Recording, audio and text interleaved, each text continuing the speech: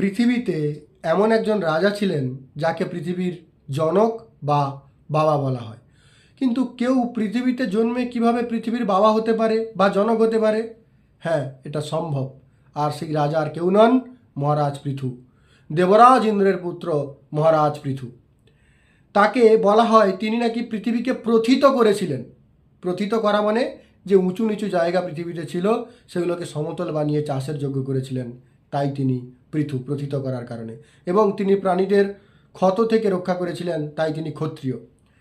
মহর্ষিরা তার এই ব্যবহারে মুগ্ধ হয়ে তাকে রাজা পদে নিযুক্ত করে এবং রাজসূয় যজ্ঞের দ্বারা তাকে রাজা পদে অভিষিক্ত করে। সমস্ত প্রজারা তাকে রাজা রূপে সম্বোধন করেছিল, মেনে নিয়েছিল। তার রাজত্বকালে কোনো প্রদেশ বিভাজন ছিল না এবং প্রজারা অত্যন্ত সুখে দিন যাপন করছিল।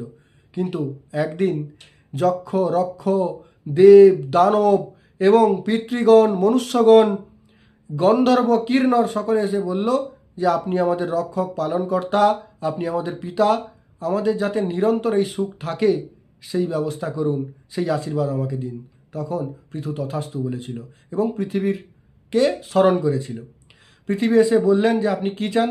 তখন পৃথু বলল আমি তোমাকে দহন করতে চাই, দোহন করতে চাই, দোয়াতে চাই। কিন্তু পৃথিবীকে দহন কিভাবে সম্ভব? না সেটাও সম্ভব। তখন পৃথিবী বলেছিল যে আপনি আমাকে দুহিতা বলে জানবেন, আমি আজ থেকে আপনার কন্যা বা দুহিতা।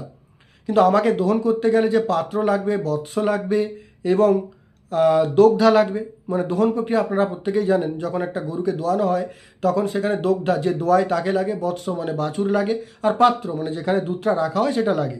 তখন সবার আগে পৃথিবীকে দহন করার জন্য এগিয়ে এসেছিলেন কারা? বনস্পতি।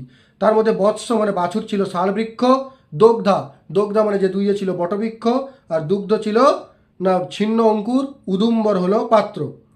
আর পর্বতের মধ্যে উদয় পর্বত হলো বৎস মানে বাছুর, সুমেরু পর্বত দহন করিয়েছিল দগ্ধা, আর বিভিন্ন রত্ন ঔষধি দুগ্ধরূপে উঠে এসেছিল, আর প্রস্তরময় ছিল পাত্র। অসুরেরা কি করেছিল? অসুরেরা মদ্য দহন করেছিল। মানুষের মধ্যে স্বয়ম্ভুবা হলো বৎস, রাজা পৃথু নিজে দহন করেছিলেন দগ্ধা, আর কি উঠেছিল? কৃষি শস্য উঠে এসেছিল।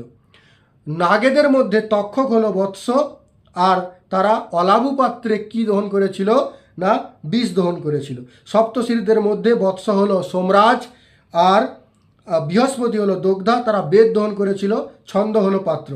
আর যক্ষদের মধ্যে কুবের হলো দগ্ধা, তারা অন্তর্ধান প্রক্রিয়া দহন করেছিল।